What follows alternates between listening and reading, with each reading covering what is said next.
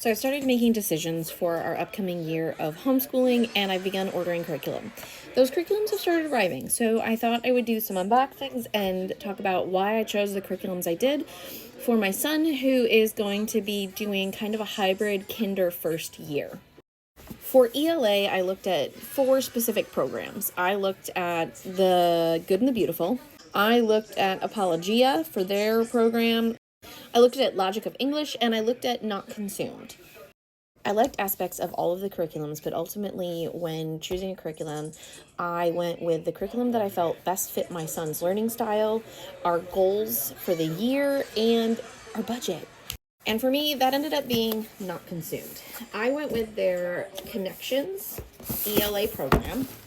They consider this their stage 2 reading curriculum that they use for first grade. My son has already completed the Good and the Beautiful's pre-K course, and in it he has begun learning how to piece together words. He's starting to work on sight words, and based on what I read and researched, this seemed like the right curriculum for him for where he is right now.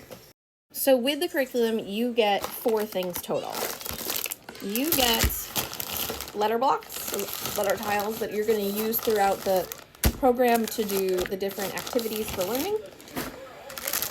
You get 2 curriculum books, and you get a course tracker. The letter tiles are actually magnetic, so you can do them on a whiteboard or on a refrigerator. They're made of a soft foam, so they're not something I'm going to want to let my littles get a hold of, but they're going to do great with my 5-year-old. Something I really appreciate is that all of her products always come sealed in separate bags. I've had some companies send them not sealed, and we don't have a covered porch, so sometimes things get rained on. For each week, there is first 2 pages of parent guidance. It's going to tell you what your daily exercises are going to be every day with your kid, and then what the goal is going to be for that day.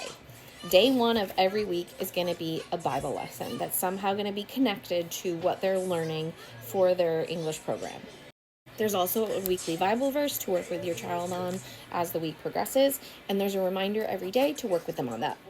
At the start of the curriculum, every day there's 1 page of work for your child to do that's sit down and hands-on. But there's going to be other directions on what to do with your child. Some days there's a scavenger hunt. Some days it's to figure out a snack to make with a specific type of letter, like a consonant or a vowel, that could be tied to your child or to the story that you're learning. There's going to be working on saying it, writing it, blend it, and reading it. Every week, she has you build on skills they've already learned. So like for week 1, because that's just the first section I opened to when I started really trying to dig into this, there's consonant review and sight word review. As you get further into the curriculum, you start to work on blending. Yes, baby. You start to work with them on digraphs, which are the consonant blends like CK, NG, TH, that kind of stuff. In addition, she gives you sight words to keep building on with them and to keep working on with them. As you get further into the curriculum, the amount of hands-on sit-down work does begin to slightly increase. By week 15, day 2 goes from having 1 page of worksheets to having a whopping 3 pages of worksheets. But when I say that they're worksheets, they're not super complicated, but they're designed to make them think and dig deeper into the lesson that you're teaching them that week. All of the sight words that she's going to have you work on throughout the book, they're available in the back as little flashcards so that you can do them with your child. They're already perforated, ready to go. They're made out of a heavier cardstock, but for my son, I probably will laminate them just to make them last longer.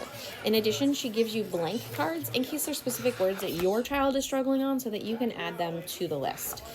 She then also gives you tons of strategies and resources in the back of the book to help you if your child is struggling with something specific or if to give you more information related to that topic. In addition, she gives you strategies and ideas of how to work on sight word practice and things you can do to help your child learn the memory verses. And there's enough tips in here that you probably could use just 1 a week for all 15 weeks and still have some left over. Some of the lessons do require stickers for them to be able to complete the activity, and those stickers are all in the back of the book as part of the actual textbook, so you don't have to keep them somewhere separately. And the very last page of the curriculum is your building words poster stickers. The stickers that you're going to put onto it are all of the words that your child learned and worked on that week to help them have a visual to realize how many words they're learning, in addition to learning the sounds that make up hundreds and millions of other words. Probably the longest part of curriculum prep you're going to have at any point is just finding the right letter tiles for an activity that they may have that week. Some of the letter tiles only hold one letter so that you can make words that way, and some of them hold the digraphs of the sounds that come together. But basically, they have to read the sentence, and then they have to find all the letter tiles that go to that one specific word. She does make the vowels and the consonants different colors to help give the visual reminder of the fact that they are categorized differently. Overall, the biggest pros to this curriculum for us circled back to the fact that it was an open and go curriculum. Open and go right now for me at this stage of my life is really what I'm looking for the most, minimizing prep and being able to still be successful. I, as a mom, have ADHD, so sometimes thinking ahead isn't always my strong suit. In addition, I do have 4 children, 2 of which are very young, toddler age, so sometimes life is just chaotic and busy. Having a curriculum that comes... Another big pro for us for this curriculum is the incorporation that Kim and her team puts into including the Bible and Bible verses and memory verses and Bible lessons into every week's lesson plans. This is going to be how you're going to start learning how to read more words. And look at every week, you're going to add a sticker to the wall you're going to build out of words you've learned. And in the end, you're going to have a wall of words that you've learned. Do you want to see the list of words that we're going to learn from the first book? Look at all those words.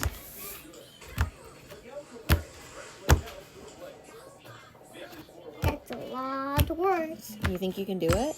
Yeah. Okay. What letter is this? D. An. 2 additional things that I did choose to order with this curriculum in order to make sure that we were the most successful we could be this year is their handwriting practice book and additionally their planner that they offer in their program. I'll do another video reviewing those. This one's gotten more than long enough already. I did end up choosing to add those 2 books into our lesson plans and curriculum because my son's handwriting isn't the most, so I felt like adding in handwriting practice was going to be a good idea. And Kim's planners are really great ways to teach your children routines, structure, accountability, and some self-responsibility, but in a way that's completely age appropriate. One of my favorite things that Kim and her team does is they send you a very nice box. In my state, you have to keep records for 3 years of what your child has been learning and how they've progressed. And having something to store the textbooks in from this year will be super helpful for me because this will fit all of them.